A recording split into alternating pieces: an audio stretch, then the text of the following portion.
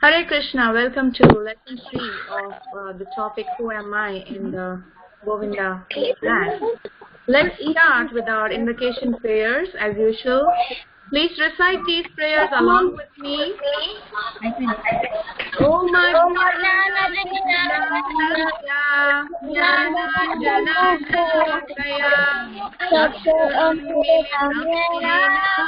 Tasmai Gurave Namo Vishnupadaya Krishna Bhutale Srimati Vedanta Swami Namaste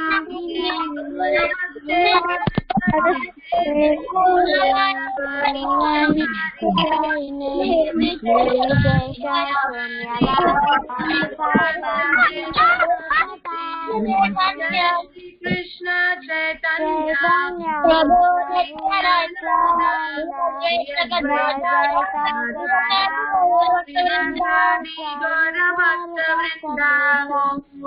Hare Krishna, Hare Krishna, Krishna Krishna, Hare Hare, Hare Rama, Hare Rama, Rama Rama, Hare Hare. Thank you all very much for so beautifully reciting the prayers along. So, the two shlokas. Hare Krishna. This is Nandini. Hare Krishna Nandini, thank you very much for joining in. So we are moving on to our next part, which is the shloka. For this topic, we have two shlokas from the Bhagavad Gita, second chapter. The first one is 2.23. So please repeat after me. Nainam chindanti shastrani.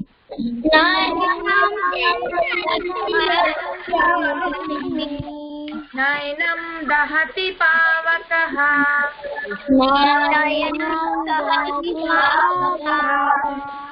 Nachainam kledayantyapo.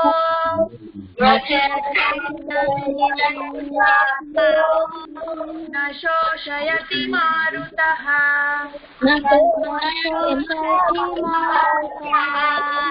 Nainam chindanti shastrani. Nainam dahati pavakaha.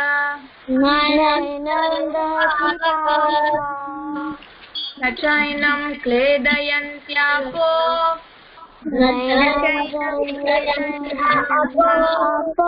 Nashoshayati marutaha.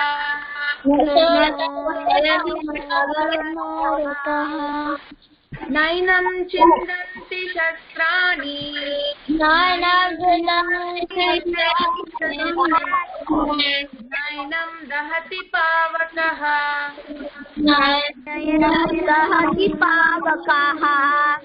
Nachainam kledayantyapo.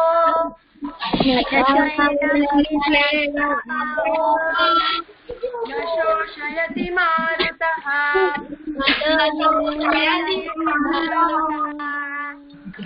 Okay, let's move to the translation. The soul can never be cut to pieces by any weapon, nor burned by fire, nor moistened by water, nor withered by the wind.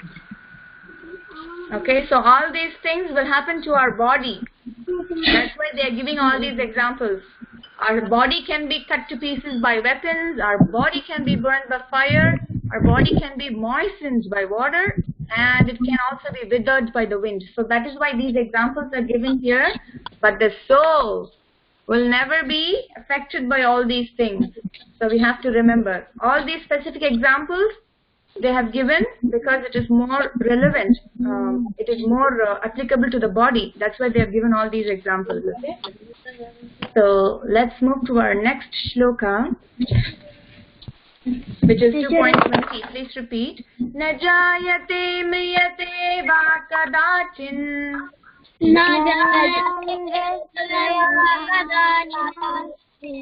Nayam bhutva bhavita va na bhuyaha.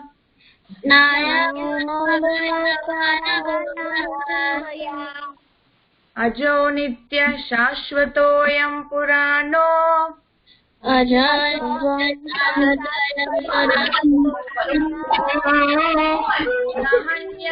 हन्यमाने शरीरे न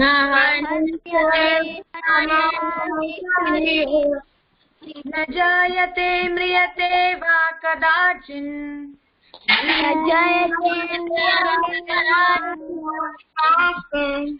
नायं भूत्वा भविता वा न भूयः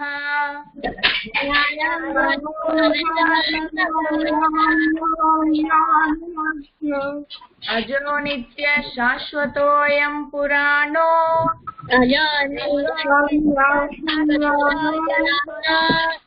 न हन्यते हन्यमाने शरीरे न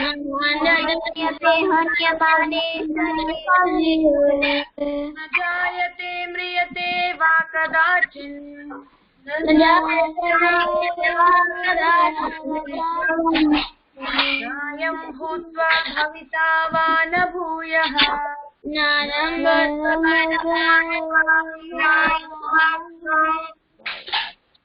अजो नित्य शाश्वतोऽयं पुराणो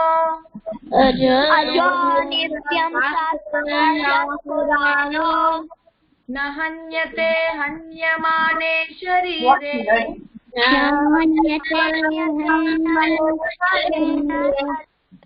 Okay, so the translation goes like this. Hare Krishna Mataji. Yes, Hare This is Akshita. Hare Krishna Akshita, thank you very much for joining in. So we are in the translation of the shloka, which means, for the soul there is never birth nor death.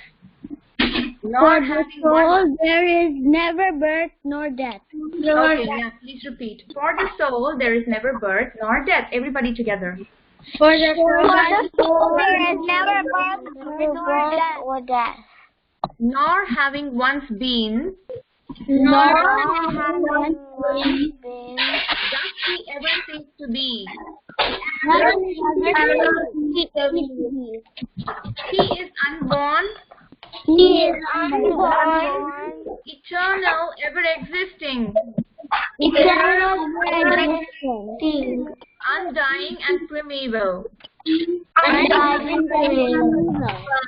He is not slain He is not slain when the body is slain. when the body is slain. Okay, so this shloka talks about how there is never birth or death for the soul.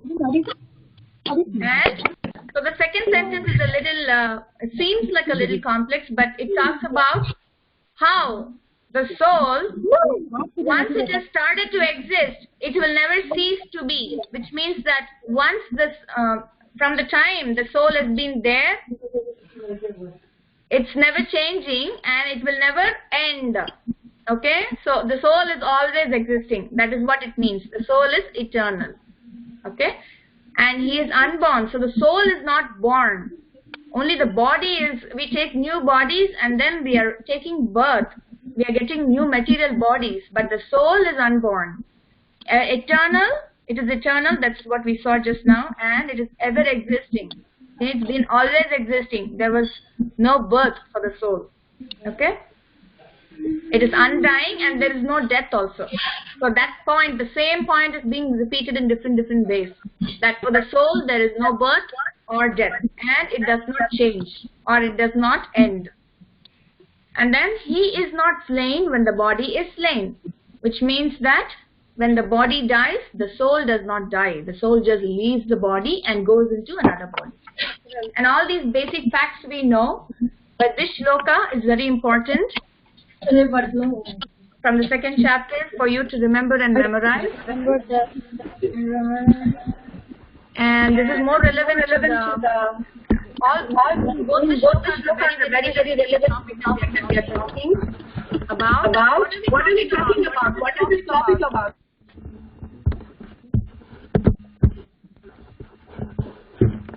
You've been attending the past 2 classes, right? So what is this topic all about? What is the main point? Who am I? Who am I? So who am I? The soul. Okay, so the whole topic is about how we should understand that we are not the body and we are the soul. So that's why these 2 shlokas are there for you to understand and memorize so that we can understand the topic better. Let's move to the recap of the previous lessons. The first lesson talked about how we all came from the spiritual world. And why did we come from the spiritual world? But everyone wanted to have fun and material fun. To have fun and enjoy life. They wanted to be like whom? Krishna. Because Krishna is the supreme master for everyone. He is the supreme enjoyer. So everybody wanted to be like Krishna and they wanted to enjoy. So what did Krishna do? He said, go into the material world and enjoy all you can. Try to enjoy. See if you can enjoy yourself. But what happened when we came into the material world? Are we enjoying? We are enjoying for a very short time and then again there is some problem. Again for a very small little bit of happiness comes and then again we are falling into the cycle of sukha and dukkha, happiness and distress. Okay, and we are constantly faced with 4 problems. We saw in lesson 1. What are those 4 problems? All the souls are facing this. Birth. Yes. No, old age, disease, and death. Birth, death, old age, disease. Yes, those 4 problems we are constantly bombarded. Whichever birth, whichever body we take, we are always bombarded with these problems, or we are always facing these problems, okay? And so, we are like, what is the story that we talked about in lesson 1? We saw one story, right, about a fish. Out of water. Yeah, so the fish came out of water and it felt totally uncomfortable. And then once it went into the water, it felt comfortable again, right? So like that, we came. Yeah. That he was not happy or satisfied. Yes, that's right. Very nice. So just like the fish, we are actually from the spiritual world. But because we wanted to enjoy independent of Krishna, he has put us into this material world because he wanted us to fulfill our desire. And when we came into the material world, what are we like? We are like the fish out of water. We are totally uncomfortable here. And we have to go back to our original home, which is Krishna Loka or Goloka Vrindavan. So that is why we are facing all these problems. So we have to realize that and then we have to go back. So why did the Lord speak Bhagavad Gita? He spoke the Bhagavad Gita so that we can stop taking birth in the material world, right? What is the Bhagavad Gita talking about? How we are not the body, we are the soul, we are eternal servants of Krishna, and how we should go back to his abode, which is Goloka Vrindavana. So it shows us the way of how we should go back to the spiritual world forever. Okay? And in lesson 2, we saw some characteristics of the soul. The soul is very tiny, so tiny that we cannot even see it with the microscope. But although it is so tiny, it is said that the size of the soul is 1/10,000 part of a tip of a hair. So we saw that, right, in previous lesson. That if we take the one tip of a hair, take a tip of one of the hair from your head, and then if you cut it into 10,000 pieces, from those 10,000 pieces, one piece, you can't even imagine how small it can be. That is the size of the soul. So tiny the soul is, but still it is as bright as 1,000 suns. That is the brightness. Okay, so the soul is very powerful. So because of its power, we can understand the presence of the soul through the consciousness that is present in the body. Okay, when we are conscious, we know that something is giving that consciousness toward the body, or that light toward the body. And what is that? That is the soul. So we are not the material body, but the spirit soul. Okay, and only as humans we have the intelligence to ask who we really are, where we came from, and how to go back home, back to Godhead. Now, why did Krishna put us in this material world? Because he is actually very anxious to get us back to Godhead. He wants us to be happy in the spiritual world. But because we became envious of him and we wanted to be like Krishna, and he has put us into this material world. But if he did not give us that freedom, then it would be like how a... Okay, can everybody mute yourselves for a while?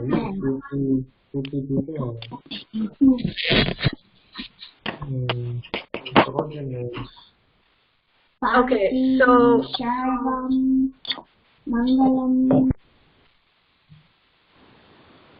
Okay, so because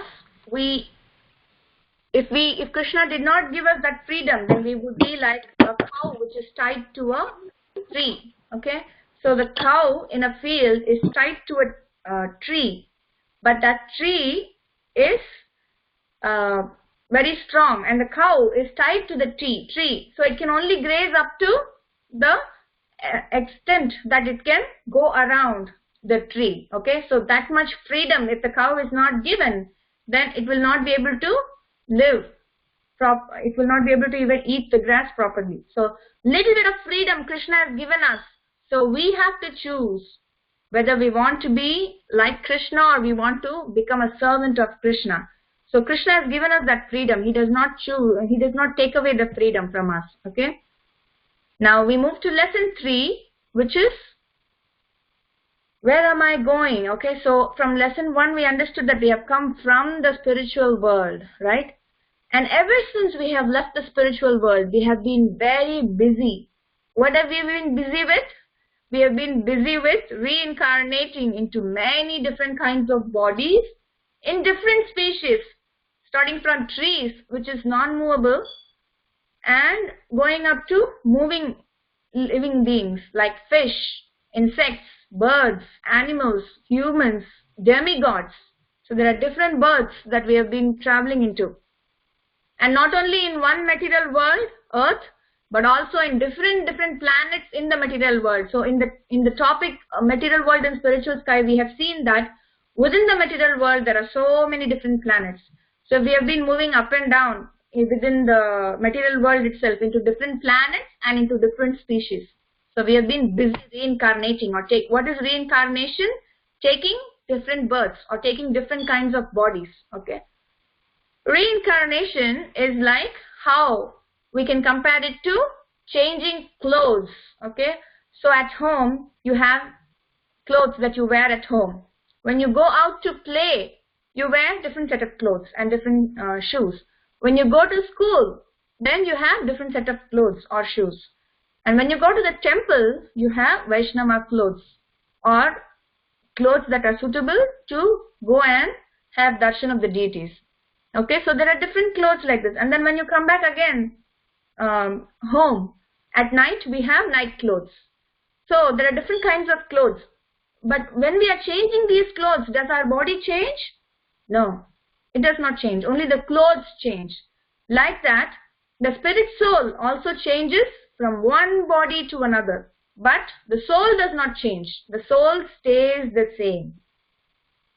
So this is what is reincarnation. Okay, so the soul stays the same all the while. It does not change. Even while changing bodies, it does not change. But it changes body. That is what is called as reincarnation. And not just one body. We have been taking many different bodies. Okay, we can't really understand how many bodies we have taken and how long we have been to this material world. Okay, so now I ask you a simple question. Okay, so now you can unmute yourselves and answer. That if I ask, who are you? And I'm pointing to your eyes. Do you say that you are your eyes? No. Are you your ears? Are you your nose? No. How about mouth? No. Hand? No. Stomach? No. Legs? No. So who are you then? How will you point when you say I? Who are you pointing at? The soul. I am my soul. Yeah, I you're am pointing the at the eternal soul. soul. Okay, so When you're in this body, you get a particular identity, you get a particular name. That name never changes until you die, right? Unless you particularly want to, but the name remains the same. So the name is an identity for this birth, okay? So like that, the soul never changes. The body grows from baby to boyhood, from boyhood to youth, from youth to old age. But the soul does not change. The soul is always there and it is giving the identity to the body. Okay? And how do we understand the presence of the soul? With the consciousness. Okay? So we cannot really point out to any part of the body and say that this is what I am. We can only say that. So the body has value only until the soul is present. As soon as the soul leaves the body, we say that the person has died, right? Although you see the body, still you say that the person has died. That is because the soul has left the body and the body has become of no use. It has become valueless. Okay, so the body is of value only as long as the soul is present. And although the body changes within one birth, even within this birth, the body is going on changing, right? How you looked when you were a baby, you are not looking the same. How you looked 2 years back, you're not the same right now. So like that, your body keeps changing, but the soul always remains the same. So that part is clear. The next one, it talks about how we choose our next body. So do we choose what type of body we are going to take next? No. In a way, yes. In a way, yes, but not completely. We are not completely independent of Krishna. But the actions or the activities that we do in this birth, that determines what we are going to think at the time of death. And that will determine what body we will take in our next birth. So it is our choice. In human bodies, we have the intelligence to understand that we are the spirit souls. We saw in lesson 2, right? That only in the human body, in animal body, we don't have the intelligence to understand. But when we come into a human body, we have the intelligence to understand that we are the spirit soul and we are eternal servants of Krishna.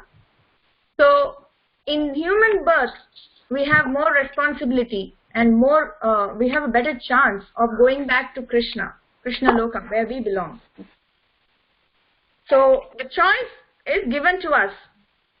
The first choice, if we choose to become devotee of Krishna, and if we choose to always think of him while living in this lifetime, then at the time of death, we can think of him and then we can go back to Krishna.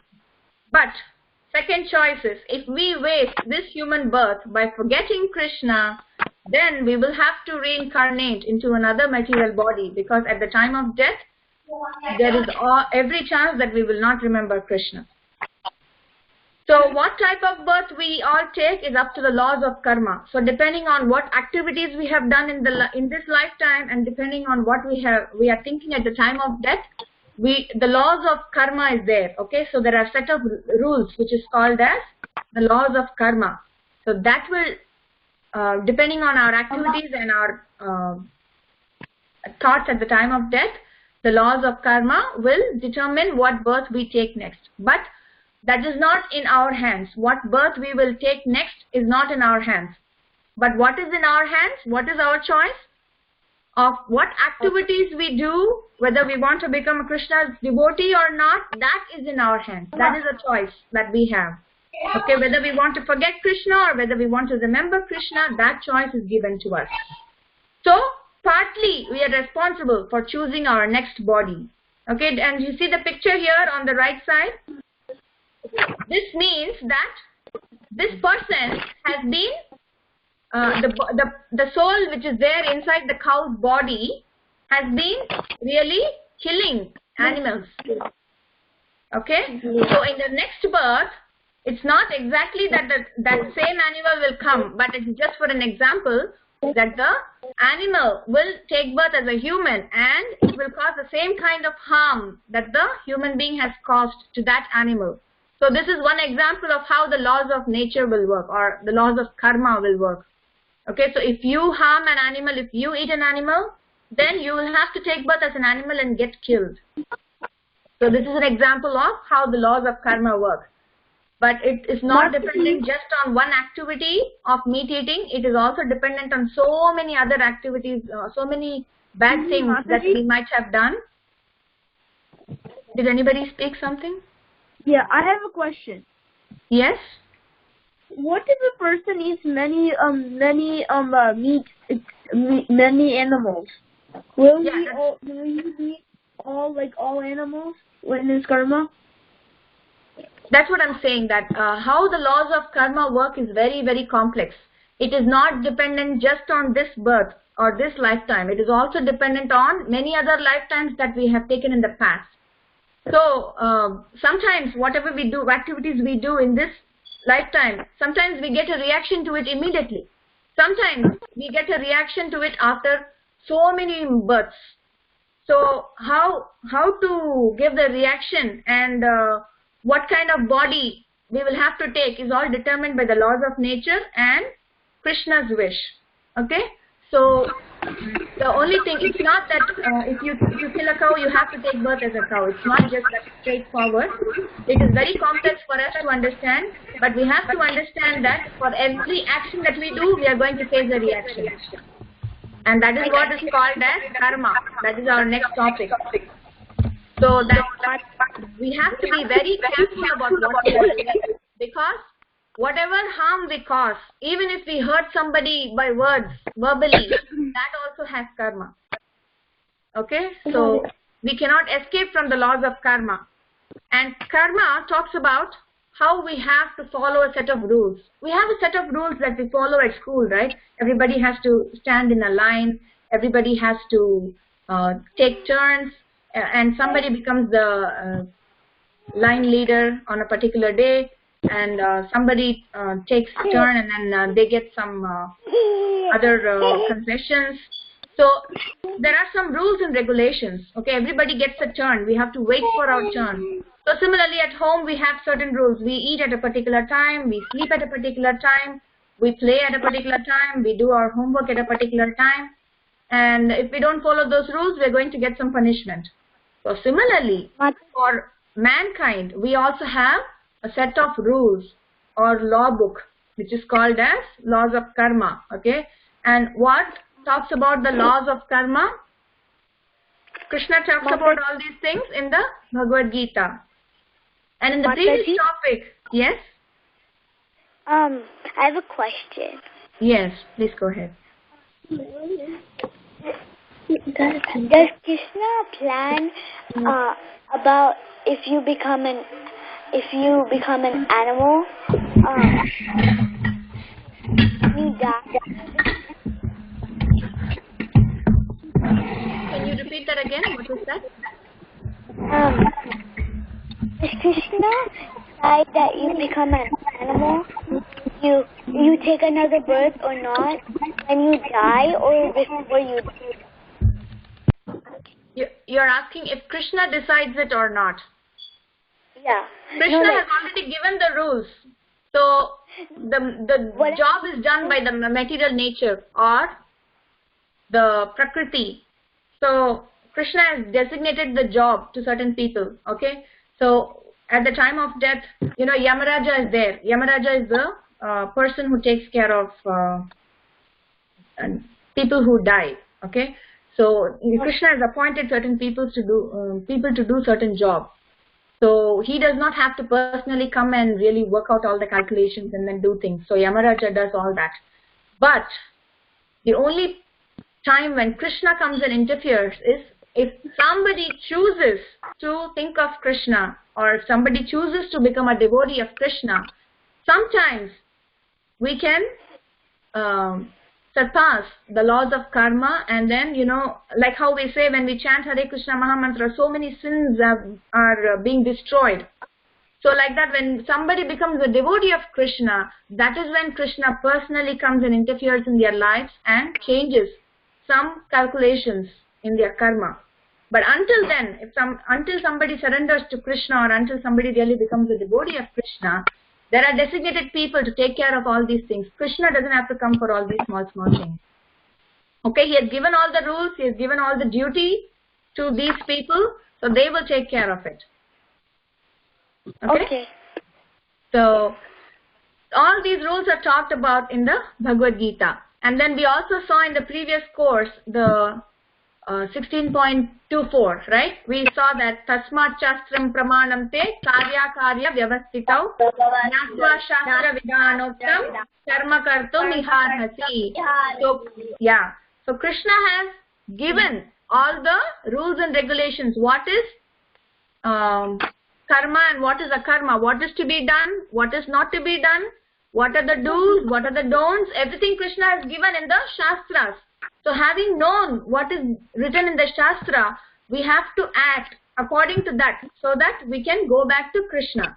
If we do not act according to how Krishna is given in the scriptures, then we will be punished by the laws of the material world. And as I said, it is very complex for us to understand how we get a reaction to a particular action, because like 2-3 mistakes that we might have done, Krishna can combine all those 2-3 mistakes and then give a different reaction to it. So the calculation is very complex for us to understand, but we have to remember that whatever wrong we do, we are going to get a reaction to it.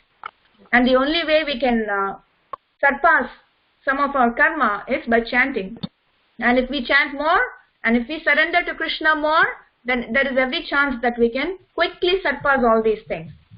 But otherwise, we have to go through these karma, and then we have to face the reaction for everything and take many, many births just to face the reaction of what we have done sometimes. So the main rule is that what Krishna tells in the Bhagavad Gita, that everything we do, we must do it as an offering to Krishna. So yat karoshi yadashnasi, yat juhoshi dadasyat, yat tapasyasi kaunteya tat kurushva madarpanam. This comes in the 9th chapter of the Bhagavad Gita, that whatever you do, whatever activities you do it as an offering to Krishna. Okay, that is what Krishna says, because that's when we will truly come into the mood of serving him. Okay, so if we practice that in the material world, then it will be easier for us when we go to the spiritual world, and we will go into that mood at the time of death. So then we can go back to Krishna Loka. If we do not follow this, and if we do things that do not please Krishna, then what will happen? We will be punished by the laws of material world. Just like how you may be punished at school or at home for breaking certain rules. Okay, so as I said, Krishna has given us a choice whether to serve him or not. He has not taken our freedom completely. He does not say that, no, you do not have a choice. You have to serve me, whether you like it or not. Krishna does not say that. Why? Because if he says that, that means he has completely taken away our freedom. And we will not have a choice. We will not have a desire or love for him. So, Krishna wants us to love him from our heart. So he wants us to be convinced. He wants us to love him out of our own desire. That is why he has given us that limited freedom. As I said, how the cow is tied to a tree and it is allowed to graze in the field. That much amount of grass. So that much of freedom Krishna has given us. And we do not have the full freedom, because we have the laws of karma, which is working on us when we do a mistake, or even when we do a good activity. We have laws of karma. We will get a reaction to it. So we are not completely independent, but we have been given a little bit of freedom, because Krishna wants us to genuinely love him from our heart. Okay, so we have the choice whether to serve him or not.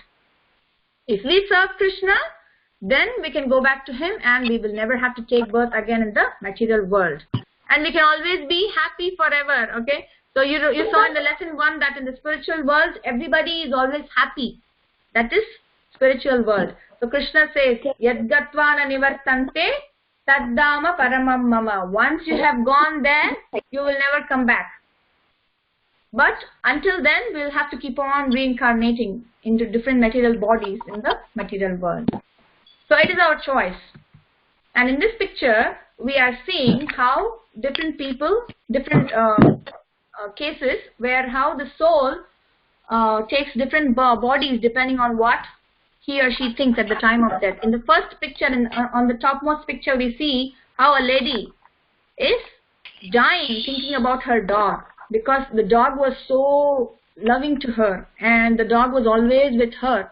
So this lady at the time of death is thinking about that dog. Oh, my dog, what will happen to my dog after my death? Who will take care of it? And then in that thought she has died. So she takes birth as a dog in the next life. So this story we have also seen about Jadabharata's story in one of our sessions, that one of us described about it, that how Jadabharata, he died as in the first birth as Bharata Maharaja. He died thinking about the deer, and then he took birth as a deer. So that is very important, that what we think at the time of death is very, very important. And then in the second picture, in the second half of the page, we see a picture where somebody is dying out of a car accident, a car crash. And then he is thinking about, oh, I have stored so much of money in my bank.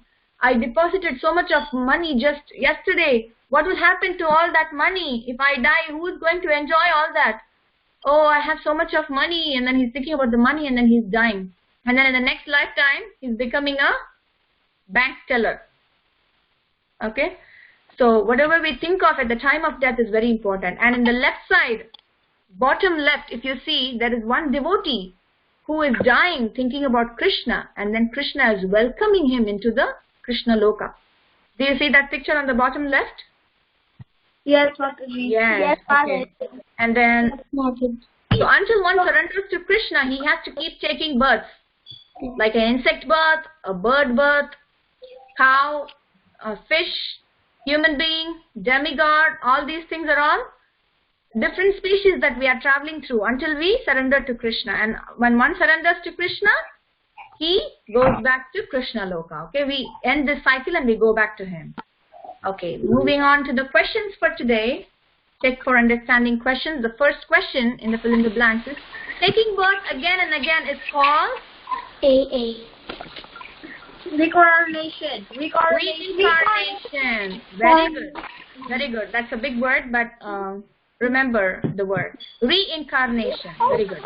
The second one, just as we change our clothes, the soul changes? Body. Okay, very good. And then the third question, the material body is born and dies, but the dash never changes. Very good. Everybody is listening in a way. The fourth one, the rules or laws of the material world are called the laws of karma. Okay? So, karma, laws of karma. Okay, fill in the middle letters. It's very easy to get. K-R-M. What is that? Karma. Okay, what about the second one? Reincarnation. Reincarnation. Okay, very good. Third one.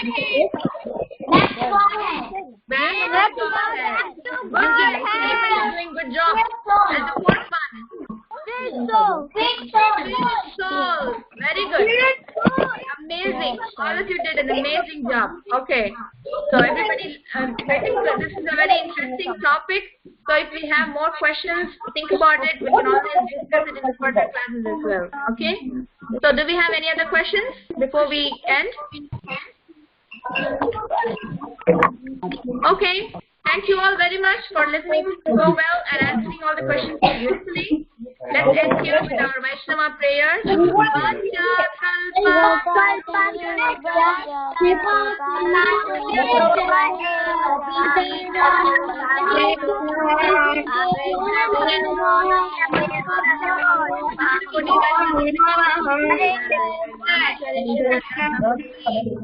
Jai Shri Prabhupada ki Jai. Jai Krishna. Hare Krishna. Thank you all very much. What did I say that?